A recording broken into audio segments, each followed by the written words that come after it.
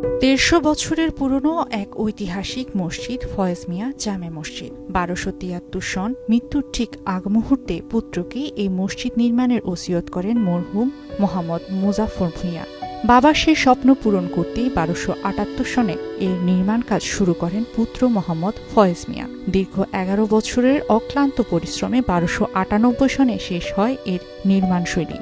মুঘল স্থাপত্য শৈলীর দৃষ্টিনন্দন মসজিদটি নোয়াখালীর কবিরহাট উপজেলার নূরসোনাপুর গ্রামে দাঁড়িয়ে আছে। দেশের বিভিন্ন প্রান্ত থেকে প্রতিদিন মানুষ ছুটে আসেন এই নিদর্শন দেখতে।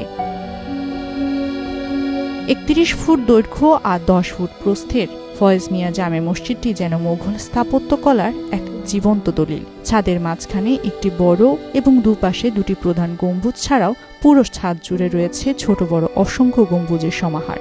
১২টি পিলার আর ২টি খিলানের উপর দাঁড়িয়ে থাকা এই মসজিদের দেয়ালগুলো প্রায় ৪ ফুট চওড়া। চুন, সুরকি আর ইটের গাঁথুনিতে তৈরি এই মসজিদে নামাজ পড়ে এক আত্মিক শান্তি পান মুসল্লিরা। আমার বংশধরের মধ্যে সবাই যত বড় লোক, যত চিফ জাস্টিস হয়েছে, সব বড় লোক। ১২৭২ সালে মসজিদ নির্মাণ হয়েছে ফয়েজ মিয়ার উদ্যোগে। আমার হিসা অনেকদিন যাবৎ আমরা মসজিদের নামাজ পড়তেছি এবং মুসল্লিরা অনেক নামাজ পড়তেছে। আমাদের মসজিদে অনেক মুসল্লি হয়, মানুষ নামাজ পড়তে খুব অসুবিধা হয়, মসজিদের সংস্কার খুব প্রয়োজন।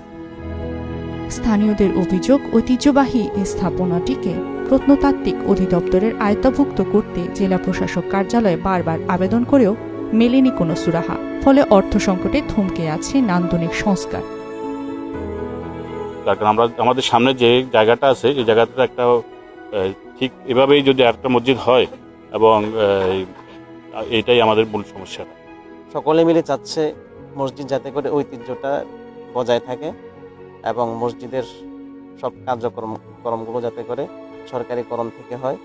এই জন্য আমরা আজকের এই আবেদনগুলো করছি আপনাদের কাছে। আমরা চাইতেছি আমাদের এই যে মসজিদটা এখন বর্তমানে আছে, এই মসজিদটা আমরা রাখিয়া সামনের দিকে মসজিদ করবো, সংস্কার করবো আর কি।